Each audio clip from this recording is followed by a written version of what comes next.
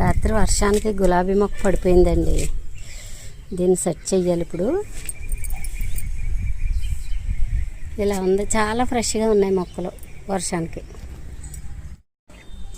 Hello everyone, welcome to our channel Bhavani terrace garden and blogs.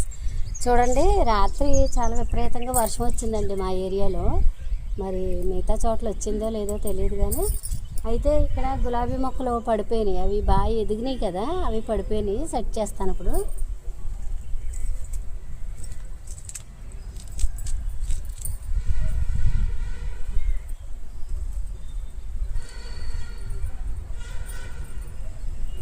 బరువు ఎక్కువయ్యండి, పైన పడిపోయినాయి అన్నమాట. గులాబీలు అంటేనే కొంచెం ఏదో రకం రుచుకుంటూనే ఉంటుంది. గులాబీలు ఇష్టమైన వాళ్ళు ముందు రుచుకున్నారని భరించారు.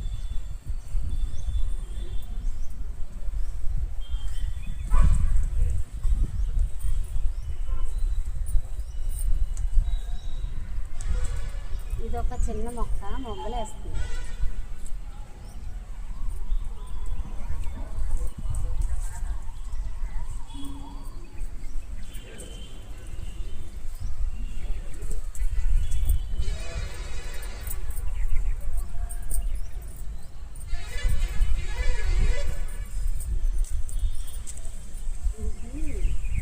ఈ మునగ చెట్టు వేసి కట్టేస్తే పడకుండా ఉంటుంది.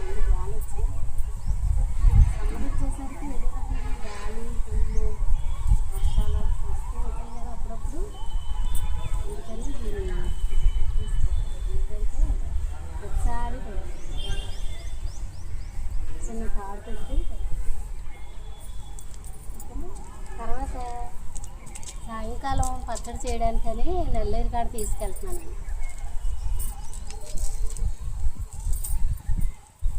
ఇలా లేతగా తీసుకోవాలి.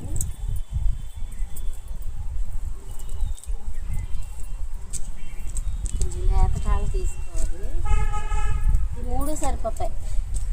ఇది ఇంచుమించు 4గురికి పచ్చడి సరిపోద్ది అన్నమాట.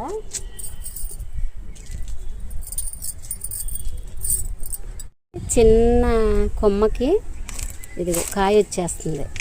దీని మొదలు చూపిస్తాను చూడండి. అది అంత చిన్న దానిలో అన్నమాట, అంత చిన్న తొట్టులో వేసిన మునగ కొమ్మకి కాయ వస్తుంది. సరే, వర్షం అంటే నీళ్ళు ఎక్కువైనా సరే ఇలాగ డల్లగా ఉంటుంది, నీళ్ళు తక్కువైనా డల్లగా ఉంటుంది. అంటే డైలీ మనం నిజంగా చెప్పాలంటే కొలత ప్రకారం పోసినట్టే పొయ్యాలి ఈ కాకరపాదుకి. అయితే చూడండి ఎంత బాగా వచ్చాయి, మంచి కలర్ చక్కగా వచ్చాయి కదా. ఈ పైన వెరైటీ కొంచెం మంచి మొక్క అని చెప్పాను కదా, దీనికి ఫ్లవర్స్ వచ్చాయండి. ఇవి బాగున్నాయి కదా, కలరు సైజు కూడా బాగున్నాయి ఈ ఫ్లవర్స్. ఇది మొత్తానికి చక్కగా బతికిందండి మొక్క, పూలు వస్తున్నాయి.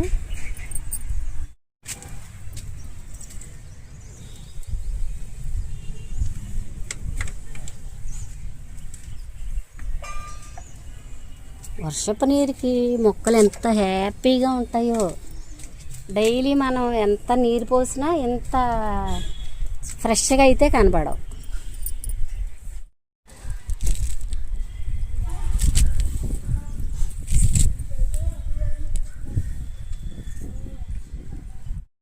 ఈరోజు బియ్యం కడిగిన నీళ్ళు, దానిలో పుచ్చకాయ కట్ చేసిన ముక్కలు, తర్వాత బీట్రూట్ తొక్కలు కూడా వేసాను. వీటన్నిటిని మనం టెర్రస్ మీదకి తీసుకెళ్ళి ఆ మొక్కలకు వేద్దాం. ఈ పుచ్చకాయ తొక్కలు వేసినందువల్ల ఏమో మొక్కలు కూల్ అవుతాయండి, ఈ ఎండవేడిమి తట్టుకుంటాయి.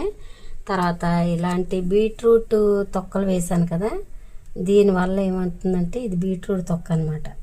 ఇది మనకి చక్కగా పూలు మంచి కలర్ వస్తాయన్నమాట. అందుకని ఇవి వేస్తూ ఉంటాను అనమాట. పుచ్చకాయ ముక్కలు తొక్కలు ఉన్నాయి కదా, పుచ్చకాయ మధ్యలో కట్ చేసి ఈ తొక్కలు ఏం చేస్తానంటే ప్రతి మొక్క దగ్గర ఒక్కొక్క పీస్ వేస్తూ ఉంటాను. అది చల్లబడతాయి అన్నమాట, అంటే ఎండవేడిమికి తట్టుకుంటాయి మొక్కలు. సమ్మర్లో నేను ఇలా చేస్తాను.